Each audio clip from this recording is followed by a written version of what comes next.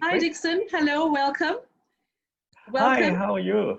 I'm well, thank you. Welcome to day 2 of the Inspired Conference, The Future of Work, under the theme Employability and What It Means in the Industrial Revolution 4.0. Dickson, we know you're a global educator and a keynote speaker on mission to help people and organizations get creative towards the future of work and business so that they can unlock ideas and potentials and opportunities in new products and services and processes. You're also the author of the best-selling book, Leadership for Future of Work, 9 Ways to Build Career Edge Over Robots and Human Creativity. It's a long title. Now, why do we need to care about creativity? Hey, hi. Yeah, thanks for having me today. Wonderful to be sharing ideas over this platform. And to answer your first question is, why do we need to care about creativity, right?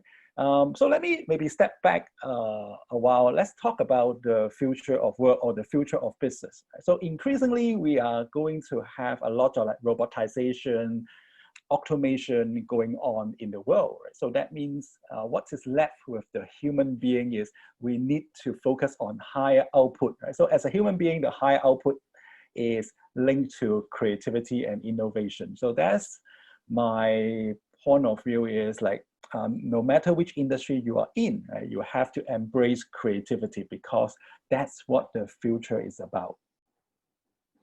Yes, and you talk about creativity in that sense. Thank you. How do you see the future of employability? How do you see the future of employability in this day and age? Sure. In terms of employability, right, that means like how you can make sure that you are employable in the future. So that's a great question. And I think a lot of people, whether you are like a fresh graduate from university or whether you are like business leaders, you are all thinking about this question. And one thing is very clear, right? The trend of robotization and automation, right, is up and up and up and up, right? You can't go against that trend. So what does that mean is in terms of employability, that means you need to upgrade yourself, you need to upskill yourself, move yourself right away from those like a programmable, structurable tasks, because those tasks can be automated very easily. So what you need to do is to move yourself right from those like a standardized task to more like a unique task, and those unique tasks typically requires a lot of your thinking skill, your creative skill. You need to come up with new ideas, new solutions. So that's, I think that's the best way, right, to ensure that you are employable in the future. Focus on your ideas, focus on your creativity. Absolutely. And can you give us 5 types of jobs that will be disrupted by artificial intelligence? Yes, definitely. And recently, there's a research coming out from this gentleman, Dr. Li Kai-fu, a former Google executive and artificial intelligence expert. He outlines, right, 5 types of jobs, right, that are subject to AI disruption. And I'm sure that your audience would love to know, right, what is going on right now. So basically, there's a 5 types of job subject to AI disruption, but some jobs will be disrupted much sooner, right? So basically, those types of job, which is like very like a repeatable, those routine types of job, right, easily disrupted by AI. Now, what are the opportunities for us? Right? The opportunity for us actually are in those like a complex types of job and creative type of job. Now, I understand that some of you may think that, oh, I am not a CEO yet, or I'm not an economist, or I'm not a designer, or I'm not a scientist. So what should you do? So the point here is you need to move yourself, right, towards those like complex types of job. That means it requires a lot of like collaboration, a lot of teamwork, and also towards the creative types of output, which is about ideas generation, ideas execution. So if I may suggest, right, for your audience, what you need to focus on is to focus on those like a complex types of job. That means you need to build up your teamwork skills as well as the creative type of job. That means you need to build up your ideas generation and ideas execution capability. So that's the 5 types of job subject to AI disruption. Thanks, Dickson. And along those lines, again, creativity for the future, you've helped some companies and organizations to get future ready through Yes. creativity. What is your blueprint for this type of support? Oh, great question. What is my blueprint? And yes, in fact, I do a lot of work, right, with different companies. I help them improve their operation, help them to map out their plans. And what is my blueprint? Actually, I have the blueprint is actually inside my book, right? So inside this book, Leadership for Future of Work, 9 Ways to Build Career Edge Over Robots with Human Creativity. And for my blueprint, I can share with you here.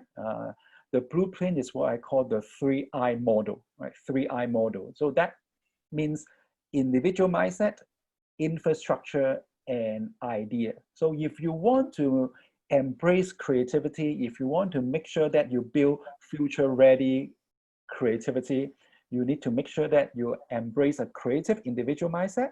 You need to embrace creative infrastructure, and also you need to embrace creative ideas. So that's my blueprint. Great. And in terms of working style towards the future, how can a person skill up?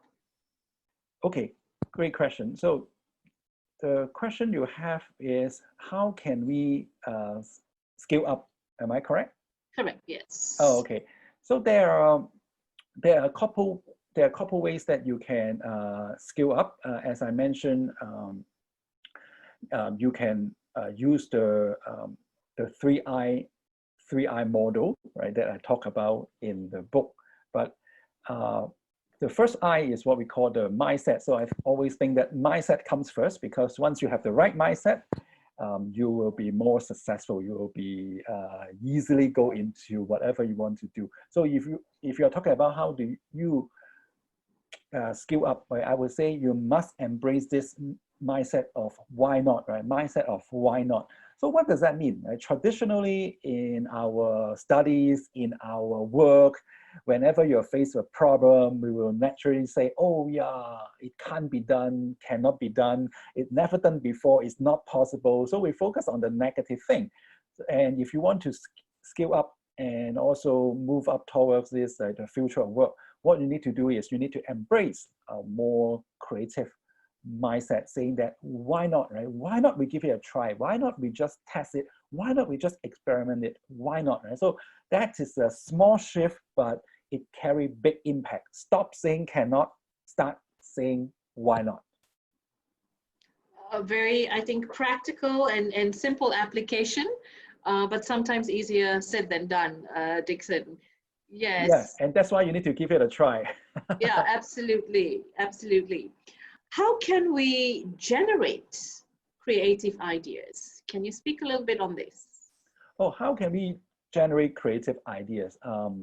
Definitely, I can talk more about that. In fact, in my book, inside my book, I talk about the 11 ideas management tools. That means there will be like 11 different tools that you can use to manage, generate, and also arrange your ideas. But in today's session, I want to share with you one powerful one, which is of the biggest benefit to your audience, is what I call the power of combination, right? Power of combination.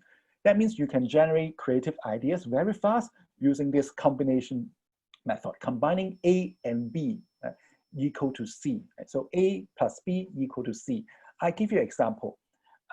Let's say you combine some cherries, right? So some cherries and a can of Coca-Cola, right? So cherries and Coca-Cola. If you combine it both together, then you have C, which is a can of cherry Coke, right? Which is a new flavor to a beverage company. So that looks simple, right? That looks simple, but it's a very powerful way of generating ideas, right? You combine A plus B, right? You got C. So I would encourage your audience, right, to give it a try in your work. For example, some of you may be running a digital advertising agency, right? Some of you in the digital advertising. So this is A, right, your core business. Maybe you can also combine it with B, right? Maybe the B is the restaurants, right? So then you have a new product, right? Combining A and B together. Then you have a new product called digital advertising for restaurants, right? So that could be your new revenue stream, could be your new product line. So give it a try, combination. Yes, so it's almost like merging different entities and then finding what best suits that type of synergy, Exactly. and then producing a solution or a product or an answer or a opportunity around that. Yeah, Exactly. which really gets me thinking about reimagining. A lot of people are using that phrase now for this post-pandemic in COVID-19 era and time, where we are asked not to go back to the former ways, but to look at innovative ways of creating, of working, of thinking about different platforms in education, in work, in sustainability, in schools. So this power of combination, I think, also leads into collaboration.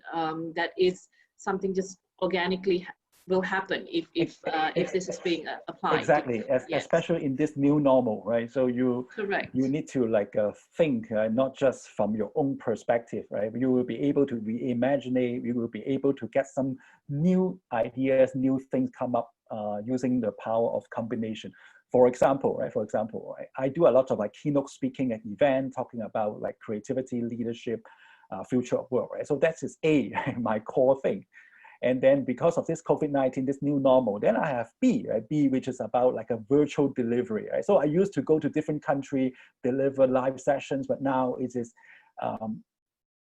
through this virtual medium, right? So I combine A, my core speaking, as well as B, right? The virtual platform. Then now I'm doing a lot of virtual keynotes, speaking, virtual workshop, and so on and so forth, right? So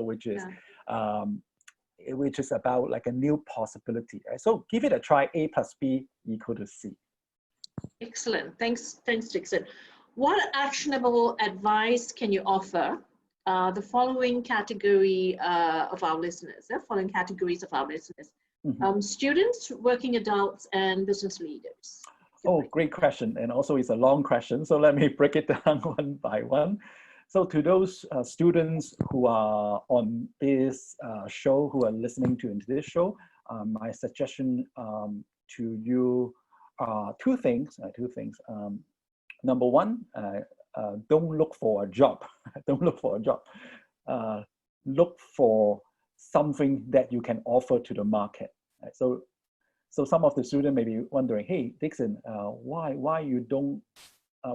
don't we look for a job? Okay, because the nature of job is changing, right? So now it's not about whether you find a job or not, right? Now because of this global connectivity, because of this internet, it is about what can you offer to the marketplace, right? What can you offer to the marketplace?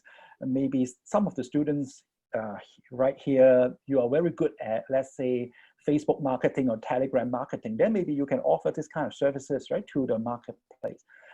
Some of you may be in the content writing. You love to write and you write good article. So that is also a product or services that can provide value to the marketplace. Right? So you don't necessarily need to look for a job. Oh, I must get a job as a designer. I must get a job as a writer, because the concept of a job is getting very blurred. Right? So that's my first suggestion to the students. And the second suggestion to the students is think broader. Right? Think broader. Don't just focus on your major of study. Right? Look broader. So, for example, some of the students here might be studying software engineering. Right? So if you are a software engineering student, naturally you want to work for those high-tech company, technology company. But actually, you should think broader, because other sectors, like for example, financial services, insurance, manufacturing, they all need good technical people who can write program, write software. Right? So that's my second suggestion. Right? Don't narrow yourself just to your major field of study. Right? Look broader for opportunity. Right? So these are the two things I would like to share to the students. And for working adults? Oh, for working adults, And also I have like two suggestions. A is about constantly upgrading and upskilling, because there's no such thing called lifelong employability, fortunately and unfortunately. Unfortunately means like the job security is not there, but fortunately it also means that you can evolve, right? You can develop yourself very fast. So my first suggestion is, okay, evolve yourself, keep upskilling, keep learning. And then my second suggestion will be, open up yourself, right, to other ideas from other industry. Open up yourself to other ideas from other industry. So for example, let's say consumer payment, right? It used to be the job of a credit card company, right? Credit card company take care of like a consumer payment, right? But nowadays, right, consumer payment can be handled by other companies, right? Can be handled by the telecom company, insurance company, and so on and so forth, right? So my second suggestion to the working adult is you need to open up to ideas, because sometimes the best ideas will be coming from outside of your industry. So these are the two suggestions. Okay, and for business leaders? Oh, for business leader, I can definitely share your painful process, because right now, as a business leader, you need to lead the team, right, towards an uncertain future. Although we are talking about the new normal, but it seems that the new normal is not so normal. It's still very uncertain. So what should you do as a business leader? Okay, yeah. Number one is don't overplan. Right? Don't overplan. Focus on execution. Right. So I always believe that, right? Speed trumps perfection. Right? Speed trumps perfection. That means you don't need to have a very, very long-term planning. Just focus on execution. If you are building a new product, just build a quick prototype. If it's good enough, launch it to a market, get some feedback. Right? So that's my first suggestion. Don't overplan. Focus on execution. And number two, build a culture of trial and error. So what does that mean? I know people naturally try to avoid risk, right? So as a human being, we don't want to have failure. We don't want to have any risk. So we tend to choose the safer path, right, in whatever we do.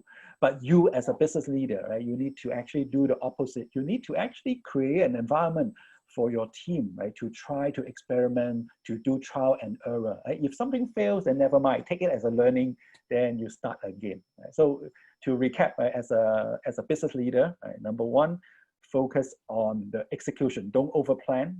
Speed trumps perfection. And number two, build an environment that encourage trial and error. Thanks, Dickson. You said the new normal is not really normal. It is actually still very uncertain, and that's Exactly. very true, in its essence. What would be the best way for our global audience to add value, to build a community network, and learn more about what has been discussed here today? Oh, sure. I think two things. For your global audience, in whatever organization they are in, whatever company they are in, I think what they can do is they can also like form some small groups within their organization, just to look at the future trends, look at what's happening in that industry, do some scenario planning, do some brainstorming. So I think internally they can start to do something, right? Form a small group and look into the future.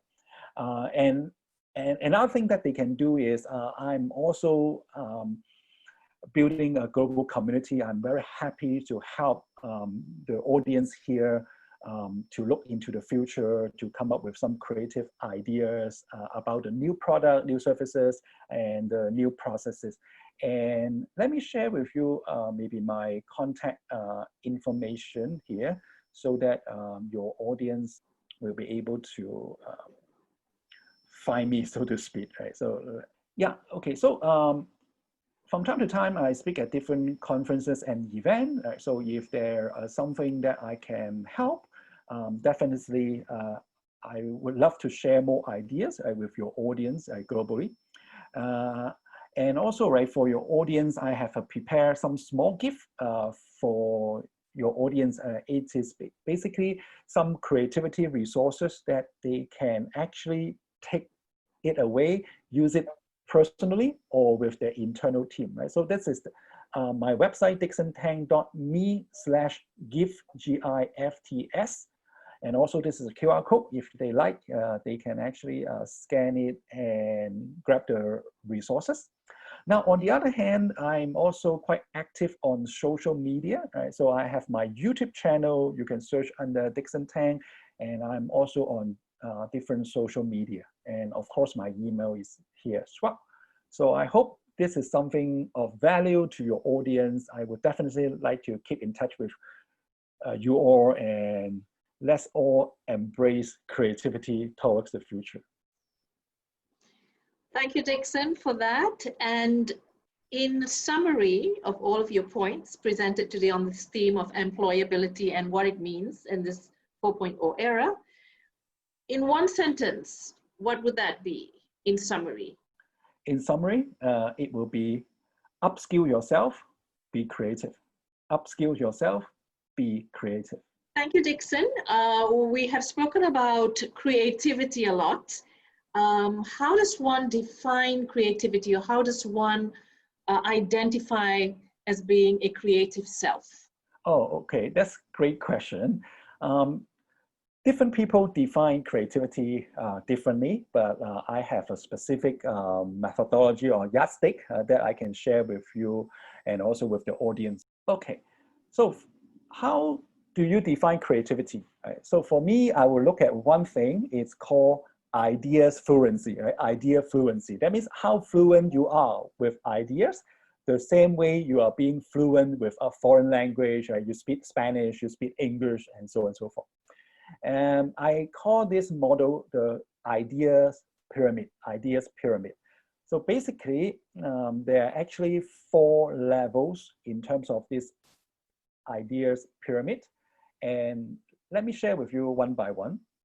The first level is what I call no ideas. So what does that mean? Right? That means that whenever someone asks you a question, hey, what do you think? Right? Do you have any opinion? Sometimes we just naturally shut off and say, oh no, I don't have any idea. No idea, no comment, well, nothing. So if you always say in this manner, you say no ideas and no clue, right? Then you probably at the level 1, right? You know, level 1, right? If you keep on saying that I have no idea, no idea. Then next one, slightly better, level 2, right, is what I call the limited idea. Limited ideas means you might have some ideas in mind, you have some suggestions in mind, but you don't dare to share with others. You are a bit shy, right, to share. So that's the level 2. Then level 3 is what I call many ideas. So what does that mean? That means you have a lot of ideas in mind. It could be like business ideas, it could be like a personal projects ideas. You have a lot of things, but the problem is you don't know how to get things organized, and you feel overwhelmed by all these ideas, right? So that's the level 3.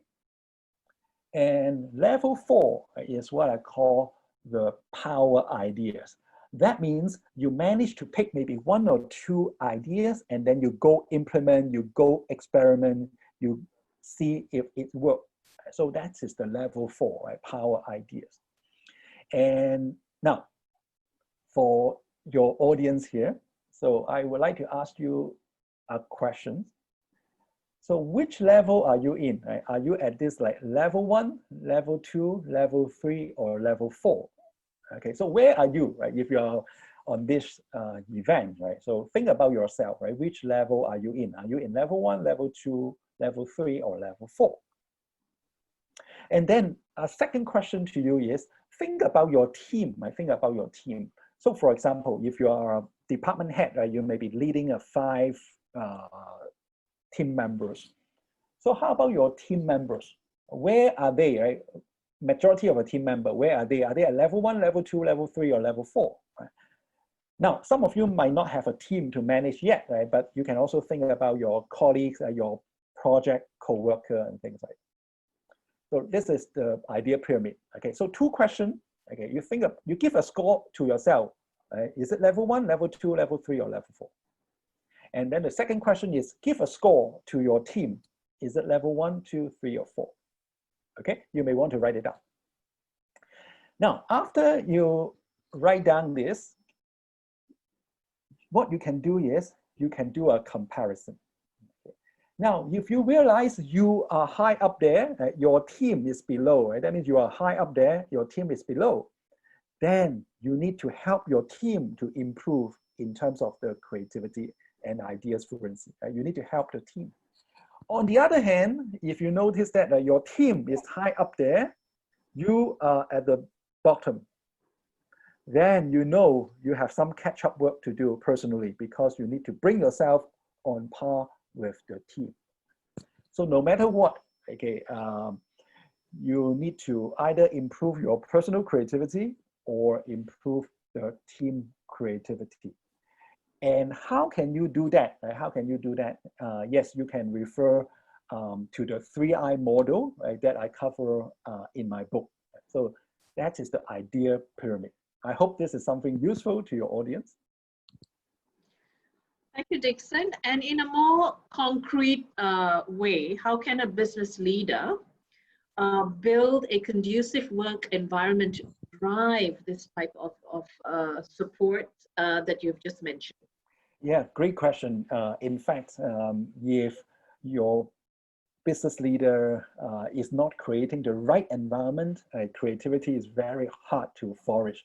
So in terms of how can you build a right environment, right, so that it is conducive to creativity, I would say there are two approaches, right? You need to have both approaches. The first approach is what I call the hard approach, right?